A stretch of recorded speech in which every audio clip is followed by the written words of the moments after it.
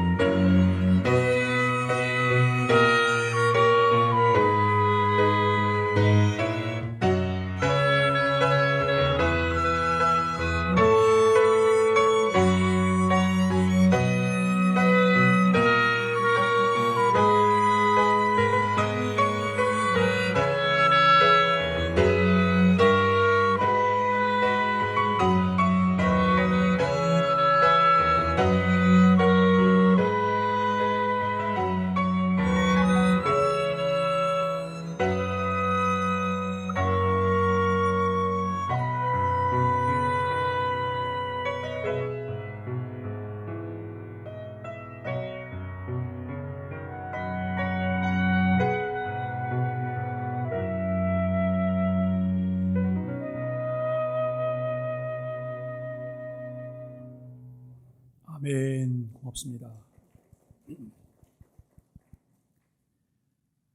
오늘 우리는 누가복음 22장 14절로 20절까지 말씀을 본문으로 해서 은혜의 방편과 언약의 성례라고 하는 주제로 함께 말씀을 나누려고 합니다. 오늘 본문은 예수님께서 그의 제자들과 나누시는 마지막 만찬, 즉 최후의 만찬입니다. 그런데 이 만찬은 단순한 만찬이 아니었습니다. 예수 그리스도께서 이 땅에 우리와 같은 사람으로 오신 목적을 이루기 위해 삶의 마지막 시간에 제자들과 체결한 새 언약식입니다. 하나님의 아들 예수님께서 구원자로 이 땅에 오셨고 3년 6개월 공생애를 사시면서 하나님의 나라를 선포하시며 인류에게 확실한 구원을 주시기 위해 자기 피로 영원한 언약을 체결하셨습니다. 언약 체결이 구약에만 있고 신약에는 없었는데 예수 그리스도에 의해서 새 언약이 체결되어 언약 설립자가 되시고 자기 피로 언약을 세우시며 언약의 보증이 되셨습니다. 왜 새 언약이 필요했을까요? 구약에서의 첫 언약이 있었는데 아담이 불순종하며 그 언약을 파기하여 언약의 효과가 없어졌습니다. 첫 언약은 하나님과 아담 간에 체결되었는데 아담을 대표로 하여 그의 모든 후손들이 하나님의 백성이 되기로 한 약정이었습니다. 사실 우리가 성경을 보면서 성경이 말하려고 하는 예수 그리스도를 주제로 한 모든 일들을 이해해가면 이해해갈수록 신앙적인 태도들이 달라지게 될 것이다 라고 하는 것입니다. 그런데 이와 같은 것들을 잘 이해하지 못하면 우리는 교회 생활 속에 사사로운 것들이 우리의 신앙생활에 걸림돌과 방해가 돼요. 조금만 일만 있고 그러면 여러분 감정이 상해서 감정적인 표출들을 하게 된다라고 하는 거예요. 그러나 신앙생활이라고 하는 것은 하나님이 주신 일들은 그것보다 훨씬 더 깊은 거예요. 포괄적인 것이고 우리가 감히 상상할 수 없는 하나님의 놀라운 계획과 은혜가 있다고 하는 사실들을 알게 돼요. 그런데 오랜 기간 동안 교회를 다녔는데도 신앙의 도의 초보를 벗어나지 못하고 늘 하나님의 말씀과 하나님의 계획에 따라서 우리가 살아가는 것이 아니라 내 감정의 문턱을 넘어서지 못하는 이런 연약한 모습들을 우리는 보게 된다라고 하는 것이죠. 천지 만물을 창조하시며 마지막 날 하나님의 형상대로 사람을 창조하신 하나님의 창조 경륜은 사람을 자기 백성으로 삼으시고 그 백성들 가운데 사시며 찬양과 경배를 받으시는 것이었습니다.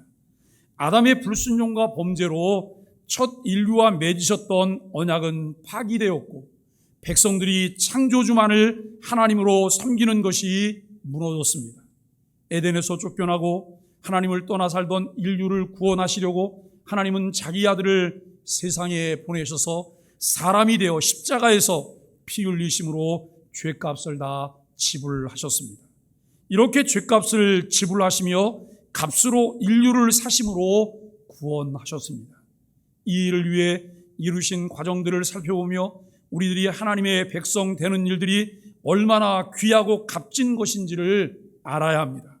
오늘 본문에 나오는 최후의 만찬은 단순한 만찬이 아니라 주 예수 그리스도가 새 백성들의 대표들인 제자들과 새 언약을 체결하심으로 처음 가지셨던 창조 경륜을 확실하게 이루셨습니다.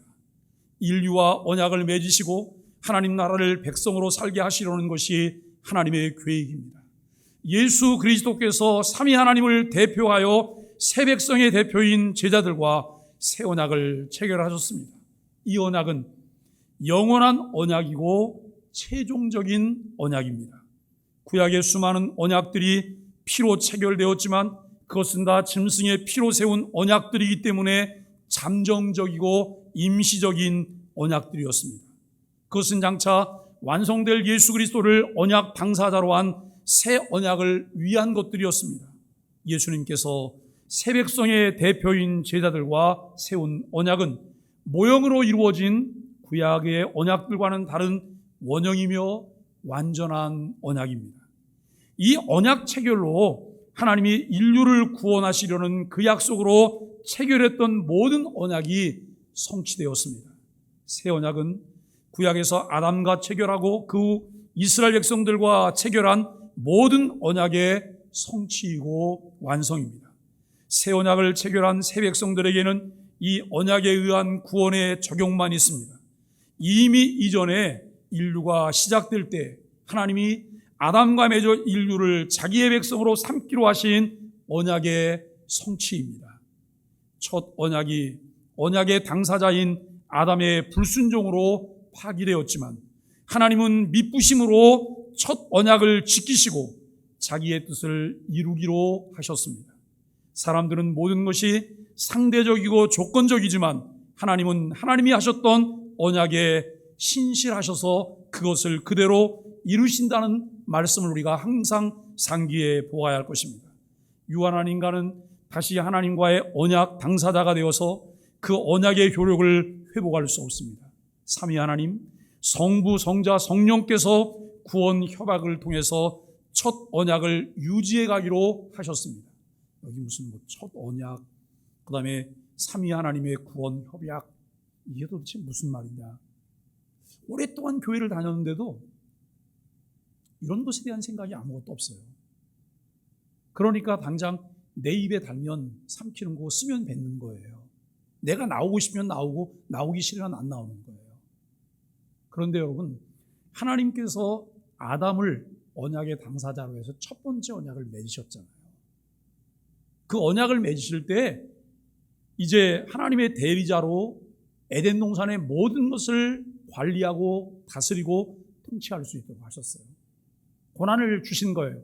그리고 에덴 동산 가운데 있는 선악을 알게 하는 나무 실과를 먹는 날에는 죽을 것이다. 모든 것을 다 잃을 것이다 라고 하는 거예요. 이것이 첫 번째 언약이에요. 하나님의 백성으로 살기로 한 첫 번째 언약이에요. 그런데 여러분, 아담과 하와가 일방적으로 그 언약을 파기했잖아요. 언약을 파기하고 에덴 동산에서 쫓겨나게 되었고 이제는 하나님의 백성으로 살 수가 없게 됐어요. 하나님이 하나님의 형상대로 그들을 창조했지만 에덴 동산에서 쫓겨나면서 그들 마음 가운데는 온갖 미움과 증오로 가득한 인생이 새로 시작이 되었어요. 그런데 여러분, 하나님께서는 아담이 일방적으로 언약을 파기해서 여러분 에덴에서 쫓겨났지만 하나님은 그 백성들을 향한 하나님의 사랑과 하나님이 그들을 하나님의 백성으로 삼기로 하신 것을 그대로 마음에 두고 계세요. 그런데 여러분, 연약하고 범죄하고 타락한 인간은 그것을 지켜낼 길이 없어요. 다시 그들 스스로 회복되어질 수 있는 길이 없어요. 그래서 삼위 하나님이 구원의 협약을 하세요. 삼위 하나님끼리 구원의 협약을 하시고 여러분, 성자 예수 그리스도를 구원의 당사자로 삼으시는 거예요.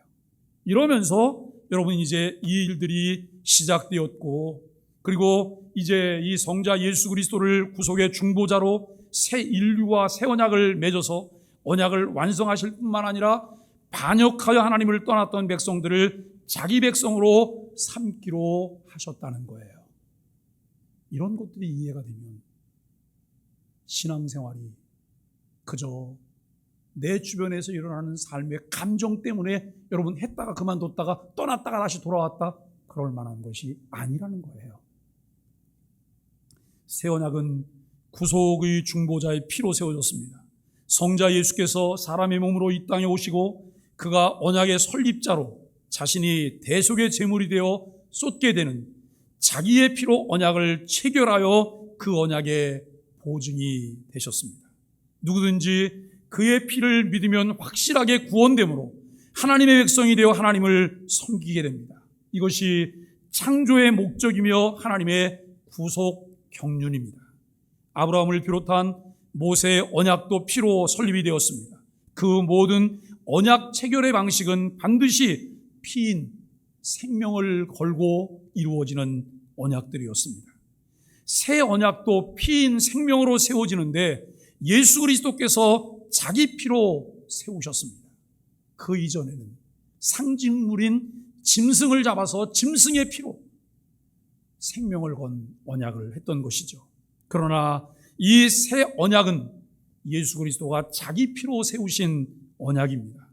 이 새 언약은 파기된 첫 언약의 성취입니다. 그리스도를 믿는 자들은 그리스도에게 연합된 자들이 하나님의 백성으로 회복되어 처음 창조 목적대로 하나님을 섬기게 되는데, 그 섬김에서 영원한 생명에 이르게 된다는 것입니다. 하나님께서 언약을 체결하실 때마다 주신 것이 있는데 그것은 생활 규범입니다. 언약 안에 있는 백성으로서 지켜야 할 생활 규범들이 있는데, 첫 언약에서는 선악과 계명을 삶의 규범으로 주셨습니다. 시내산에서 모세를 통해 이스라엘과 맺은 언약에서는 십계명과 율법을 언약 백성의 삶의 규범으로 주셨습니다. 예수 그리스도와 새 백성인 제자들 사이에 맺은 새 언약에서는 사랑의 계명을 새 계명으로 주셔서 하나님 섬김과 새 언약 백성의 삶의 규범이 되게 하셨습니다. 요한복음 13장 34절과 35절에 성만 찬 후에 새 언약을 세우신 예수님께서 새 언약 백성인 제자들에게 새 계명을 너희에게 주노니 서로 사랑하라. 내가 너희를 사랑한 것 같이 너희도 서로 사랑하라. 너희가 서로 사랑하면 이로써 너희가 모든 사람이 너희가 내 제자인 줄 알리라 라고 말씀합니다. 여러분, 이것이 새 언약 안에 들어오게 된 하나님의 백성들이 지켜내야 될 생활 규범들이라고 하는 거예요. 그런데 서로 사랑하되 내가 사랑할 수 있는 사람만, 상대적인 사랑만 하는 것이 아니라 예수님께서 이렇게 말씀하셨어요. 내가 너희를 사랑한 것 같이, 내가 너희를 사랑한 것 같이. 그 사랑은 도대체 어떤 사랑이에요? 자기 마음대로 임의대로 하나님을 떠나버렸던, 자기 욕심을 따라서 하나님을 버리고 떠났던 그 사람들을 사랑하는 사랑이에요. 그런데 그저 입으로만 사랑하는 것이 아니에요.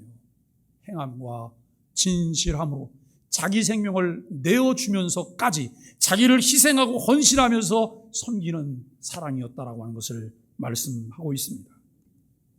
하나님께서는 언약을 체결하시며 언제나 그 언약 백성들 가운데 임재해 계셨습니다. 하나님의 임재가 있어야 하나님의 백성이 되기 때문입니다. 첫 언약을 맺고 첫 인류에게 성령의 내주로 하나님의 임재에 두셨습니다. 시내산 언약에서 하나님은 성막과 성전에 자기의 임재를 두셨습니다. 하나님이 이스라엘과 언약을 체결하여 자기의 언약 백성으로 삼으심으로 하나님은 성막과 성전에 자기의 임재를 주셨습니다. 그리하여 이스라엘 가운데 거하시고 그들 위에 거하셨습니다. 하나님의 임재로 이스라엘은 하나님의 백성됨의 확실한 표를 받아서 갖게 되었습니다. 주 예수님께서도 제자들과 새 언약을 체결하시고 자기를 믿는 자들을 자기의 백성으로 삼으시고 성령의 임재를 약속하셨습니다. 성령님을 파송하시어 모든 믿는 자들 안에 거하게 하셨습니다. 예수 그리스도의 구역 구속 사역으로 죄를 완전히 씻음받은 백성들은 각자 안에 성령께서 내주하게 되었습니다. 그리하여 성령의 도우심으로 하나님 백성으로 확실하게 살 수 있는 길이 열렸습니다. 새 언약에서는 성령의 내주의 방식으로 하나님이 사람들과 함께 하십니다. 새 언약의 성례는 세례와 성찬입니다. 성례에 예표했던 구약의 예법들인 할례와 유월절이 폐지되었고 다른 모든 의식들이 그림자로서 실체 앞에 소산되었습니다. 예수님은 율법을 폐하러 오신 것이 아니에요. 율법을 완성하기 위해서 오셨어요. 예수님이 오시고 십자가에서 완전한 제물, 단번의 제물이 되심으로 이루신 의식법들은 종결이 되었어요. 완성이 되었어요. 도덕, 시민법들은 지금도 여전히 구원받은 자의 생활 규범으로 우리 가운데 있다고 하는 사실들을 보아야 합니다. 언약 안에 있는 백성들에게 이루어질 하나님의 구속사역이 약속하셨던 메시아 예수님께서 오셔서 십자가에서 단번에 완전한 속죄의 제사를 드림으로 완성이 되었기 때문에 더 이상의 할례와 유월절을 비롯한 의식들이 필요 없게 되었습니다. 세례는 새 언약의 가담 의식으로 백성됨의 선언입니다. 그럼 이 말이 잘 이해가 되세요? 세례를 받는 것, 이것은 교회를 통해 행하는 공적 의식이에요. 이제 하나님의 사람이 되었어요, 교회 회원이 되었어요 라고 하는 의식이에요. 우리가 여러분 혼인신고만 하면 부부가 될 수 있는데 왜 결혼식을 해요? 자랑하려고요? 드레스 입고 내가 세상에서 제일 이쁜 신부라고 자랑하려고 결혼식 하는 걸까요? 아니에요. 이것은 공적인 선포예요. 우리가 이제 부부예요 라고 하는 이런 선포예요. 그런데 세례는 새 언약의 가담 의식으로 백성됨의 선언이에요. 나는 이제 하나님의 거예요, 하나님의 사람으로 살겠습니다라고 하는 이런 선언이죠. 성찬은 새 언약 백성의 존재 방식으로 그리스도와의 연합이에요. 주님을 떠나서는 내가 아무것도 할 수 없어요. 매일매일 나는 주와 함께 연합하며 살겠습니다라고 하는 이것이 여러분 반복되는 성찬을 통해서 그 사실을 확인하고 있는 내용들입니다. 은혜의 언약의 표지로서의 성례를 우리가 살펴보면, 성례는 언약의 표로 예수 그리스도께서 우리를 위한 대속제물이 되어서 믿는 자를 구원하신다고 하는 언약의 내용과 긴밀한 관계를 갖습니다. 성례는 이러한 언약을 이루시는 하나님의 선하신 뜻을 잘 담고 있으며 모든 믿는 자들에게 은혜의 방편입니다. 예수님께서 하나님의 뜻에 온전히 순종하며 십자가에서 이루신 복음의 약속을 가르치는 표입니다. 성례에 있어서 중요한 것은 말씀으로 약속하신 것을 믿음으로 받아들이며 이해하고 확인하며 그 은혜를 누리는 것입니다.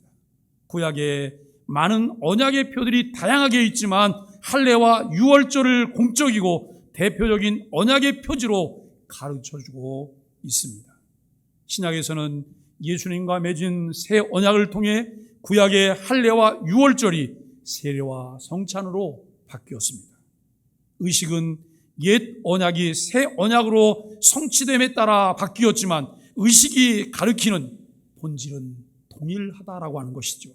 이제 신약교회에는 주께서 명령하신 단 두 가지 성례만 있습니다. 그것은 세례와 성찬입니다. 왜 성례와 같은 가시적인 표가 필요할까요?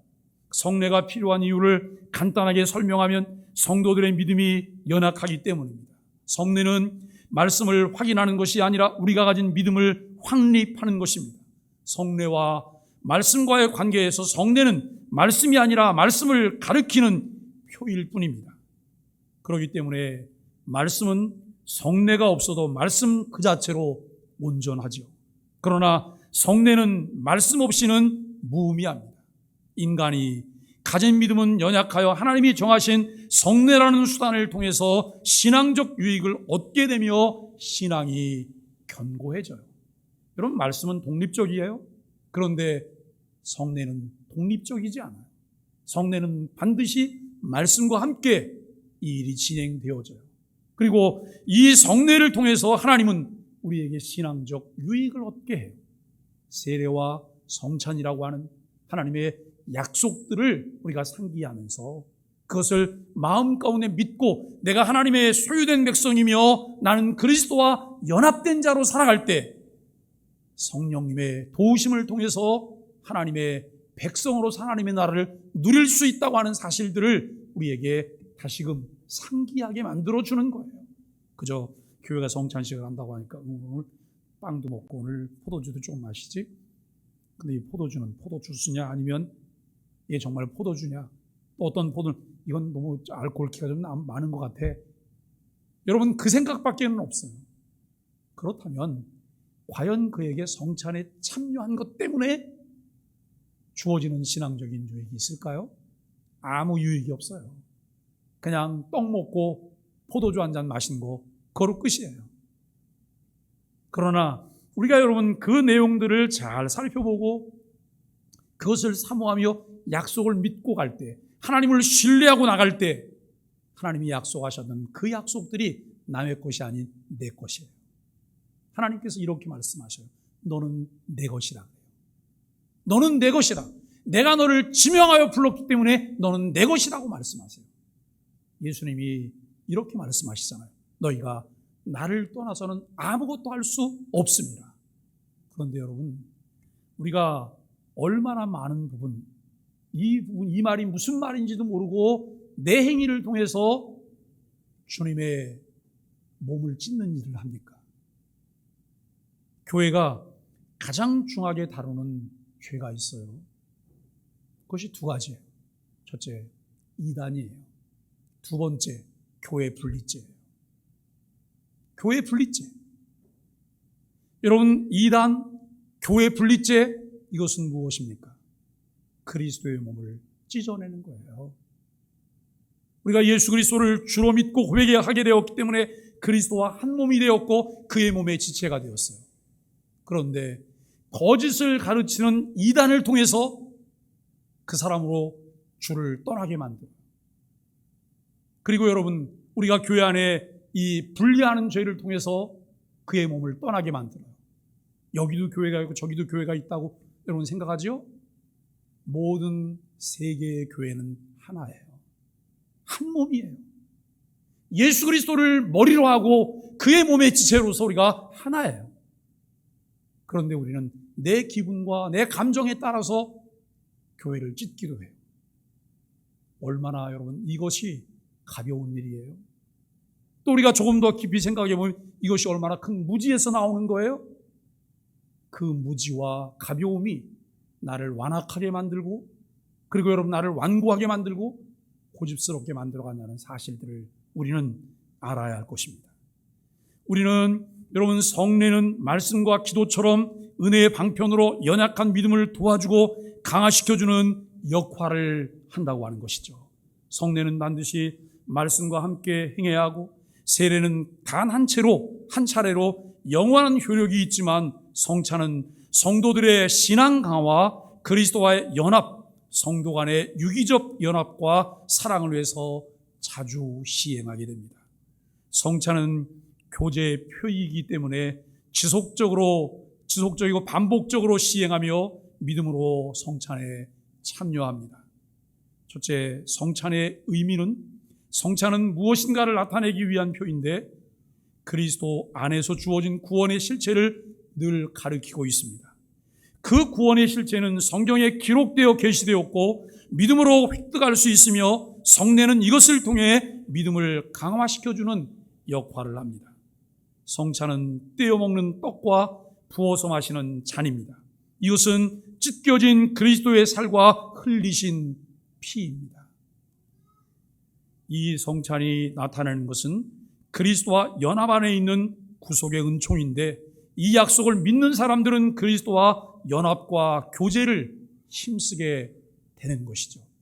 내가 여러분 힘쓰려고, 내가 연합하고 교제하려고 힘쓰는 것이 아니라, 이것이 왜 이루어져요? 내가 여러분 원가지인 예수 그리스도에게 붙어있기 때문에 원가지인 예수 그리스도를 통해서 내 안에 연합하려고 하고 교제하려고 하는 마음이 일어나고 있는 거예요. 이것은 자연스러운 일이다라고 하는 거예요. 그런데 나의 죄악됨이, 나의 죄의 오염들이 이 그리스도께서 나와 연합됨으로 하시려고 하는 일들을 거부하고 거절하고 불순종하는 자리에 있게 된다고 하는 것을 생각해 봅니다. 여러분, 은혜의 방편인 성례는 어떻게 성도들의 믿음을 강화시켜 줄까요? 그리스도와 연합이라고 하는 복음 중심적 관계의 말씀에 대한 지식과 믿음으로 성례에 참여할 때 성령의 임재 안에서 확신을 갖게 되고 믿음이 강화돼요. 사람은요, 관계 중심적으로 살아요. 다 끼리끼리 살게 되는 거예요. 더 친한 사람, 덜 친한 사람이 있어요. 그런데 주님께서 새 언약 백성들에게 요구하시는 것은 그냥 관계가 아니에요. 무슨 관계예요? 복음 중심적 관계예요. 예수 그리스도 때문에 맺어진 관계예요. 예수 그리스도 때문에 내가 여러분 친구할 수 없었던 사람들과 친구가 된 관계예요. 예수 그리스도 이전에는 당연히 나와 원수같이 살았던 사람인데 예수 그리스도를 믿음으로 그리스도 때문에 원수가 친구로 변하는 이 관계를 복음 중심적 관계라고 말을 해요. 떡을 떼는 것은 그리스도의 몸이 찢겨진 것을 나타내고 먹는 일은 생명 주시는 성령의 내주를 말하고 있습니다. 둘째, 성찬의 목적입니다. 칼빈은 기독교 강요에서 이렇게 말합니다. 성찬은 완전한 사람을 위하여 제정하신 것이 아니라 약한 사람들을 위하여 곧 약한 사람들을 각성시키며 고무하고 자극하며 그들의 믿음과 사랑을 훈련시키기 위해서, 그리고 그들의 믿음과 사랑의 결함을 시정시키기 위해서 제정하신 것이다 라고 말을 해요. 그저 우리가 아무 생각 없이 성찬에 가면 믿음이 강화될까요? 아니요. 성찬의 의미를 되새기는 거예요. 그리고 성찬의 은혜를 사모하는 거예요.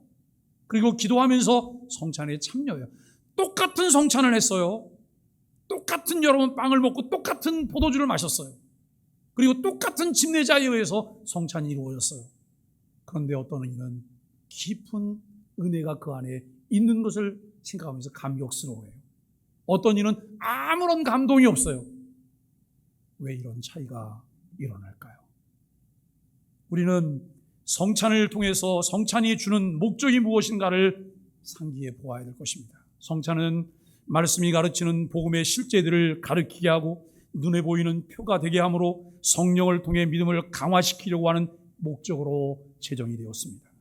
성찬의 목적을 좀 더 세밀하게 구분하여 살펴볼 수 있습니다. 첫째, 성찬은 믿음을 더해주고 우리가 그리스도와의 연합과 교제 안에 있음을 확신하게 합니다.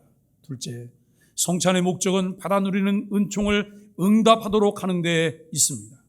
이 은총이 마음에 누려질 때 당연한 결과로 우리가 믿음으로 하나님께 반응하게 되어진다는 것입니다. 그러므로 성찬은 믿음을 고백하게 만들고 대속의 은총에 감사하게 만듭니다. 셋째, 성찬을 제정하신 하나님의 목적은 세상 속에서 교회의 정체성을 드러내시기 위함입니다. 하나님께서는 세상에서 참된 교회를 구별할 수 있도록 교회의 표지, 얼굴을 주셨는데 그 성찬이 그 표지 중 하나예요. 성찬이 교회의 얼굴 중에 하나라고 하는 것이죠. 넷째, 성찬은 성도들의 교통과 사랑을 증진시키기 위한 목적으로 제정하셨습니다. 성찬은 모든 그리스도인들이 그리스도와 한 몸 되었음을 확인하며 하나인 것을 알게 합니다. 성찬은 예수님께서 우리에게 복음적 관계를 가르쳐 주시고 모든 그리스도인들이 예수님처럼 사랑의 유대를 갖도록 가르쳐 주셨습니다. 우리를 위하여 자신을 내어주심과 같이 우리도 서로를 위해 서로를 사랑하고 섬기며 성령이 하나 되게 하신 것을 힘써 지켜야 합니다. 성찬은 그리스도와 영적 유기체임을 확인시켜 줌과 동시에 우리가 하나인 공동체라고 하는 의미를 담고 있습니다. 우리에게 가르쳐 주시는 말씀을 신뢰하기 때문에 성도는 믿음을 가지고 성찬이 가르치는 그리스도의 몸과 피에 참여해야 합니다. 오늘 우리가 여러분 본문 중에 보면 본문 19절 말씀에 또 떡을 가져 감사 기도하시고 떼어 그들에게 주시며 이르시되 이것은 너희를 위하여 주는 내 몸이라 너희가 이를 행하여 나를 기념하라 라고 말씀해요. 20절 말씀에 보면 저녁 먹은 후에 잔도 그와 같이 하여 이르시되 이 잔은 내 피로 세우는 새 언약이니 곧 너희를 위하여 붓는 것이라. 하나님을 떠났던 사람들이 하나님의 백성으로 돌아오게 하시려고 하나님께서는 오랜 기간 동안 구원의 계획들을 세우시고 그 일을 진행해 가세요. 그리고 천상의 보좌를 버리시고 우리와 똑같은 사람의 몸을 입고 아기로 이 땅에 예수 그리스도께서 오셨어요. 30년간 가정에서 생활하시다가 이제 공생애를 시작하시죠. 3년 6개월 동안. 3년 6개월 동안 공생애를 시작하시는 동안 새 백성으로 제자들을 부르세요. 그리고 마지막 날 그 제자들과 함께 새 언약식을 해요. 예수님이 불렀던 제자는 12명이에요. 12명 중에 한 명 가룟 유다는 예수님을 배신할 것이라고 하는 것을 예수님은 아세요. 그럼에도 불구하고 예수님께서는 마지막 만찬에 그가 참여하는 것을 배제하지 않으셨어요. 사랑하는 여러분, 예수님께서 이제 그들과 새 백성을 이제 삼으시면서 새 나라 언약을 맺으시는 그 언약의 내용이 무엇일까요?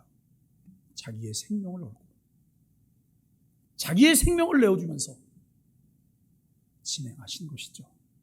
기독교는 그냥 취미로 다니는 액세서리가 아니에요. 가고 싶으면 가고, 가기 싫으면 안 가고, 좀 피곤하면 그냥 집에 있고, 이게 아니에요. 나를 위해 하나님께서 자기 생명을 내어주신 이 은혜의 감격이 매일매일 내 가슴 속에 흘러넘쳐야 돼요. 그리고 우리가 주일을 지킬 때 여러분, 이 주의 날이 어떤 날이라고 하는 이 사실들을 생각하면서 신앙생활하는 것이 우리에게 필요해요. 우리가 여러분 그와 같은 것에 대한 분명한 확신과 믿음이 없다면 하나님을 기쁘시게 할 수 없어요. 그 말씀을 믿는 믿음의 결과는 그리스도와의 연합이며 그와 한 몸됨에 참여함입니다. 성찬의 의미를 바로 이해하고 성찬에 참여하면 성찬은 우리의 믿음을 자라게 하고 믿음의 역동성을 일으키며 믿음을 보존합니다. 우린 성령을 통해 그리스도와 연합해 그의 살과 피 곧 영의 양식과 양분을 공급받습니다. 성찬은 단지 상징이 아닙니다. 상징의 역할은 실제를 보게 하는 것이죠. 그리고 성령이라는 연합의 띠를 통해 성찬이 가리키는 실제 성도가 참여합니다. 말씀이 선포되고 하나님의 약속에 대한 믿음을 가진 성도가 성찬에 참여할 때 표들에 따라서 그리스도께서 우리에게 보여집니다. 성령께서 믿음으로 성찬에 참여하는 성도들이 그리스도와 그에게 속한 신령한 복들에 참여하게 하시는 연결의 줄, 연합의 띠, 통로 역할을 하게 하십니다. 오히려 성도들의 영혼이 그리스도와의 연합의 띠요 은혜의 통로인 성령으로 하늘에 계신 그리스도의 몸으로 들어올려져 그분께 참여하고 연합합니다. 그러므로 성찬을 통해 우리 안에 내주에 계신 성령의 깨닫게 하심으로 그리스도와 연합하는 삶의 존재 방식을 확인합니다. 사랑하는 소망의 가족 여러분, 이제 말씀을 마칩니다. 누가 성찬에 참여할 수 있을까요? 첫째, 자신이 죄인이란 사실을 알지 못하는 사람은 성찬에 참여할 자격이 없습니다. 둘째, 성찬에 참여하면서 성찬이 가리키는 그리스도와 그의 복음을 알지 못하고 신뢰하지 않는 사람들도 성찬에 합당하지 않습니다. 셋째, 이처럼 성찬이 가리키는 실제에 대한 믿음과 사모함 없이 그저 물질적인 떡과 포도주를 의미 없이 먹고 마실 때 성찬을 가리키는 실제이신 예수 그리스도를 모독하게 됩니다. 성찬에 참여하기 위해서 완전한 자가 되라고 하는 의미가 아니죠. 하나님께서 성찬을 제정하신 이유는 우리가 완전하기 때문이 아니라 우리가 연약하고 죄에 쉽게 흔들리고 넘어지기 때문입니다. 우리들은 허물과 죄로 인해 영원히 죽었던 자들인데 구원하여 주시고 점진적 성화의 삶으로 예수 그리스도의 인격과 사역을 본받게 하심을 감사해야 합니다.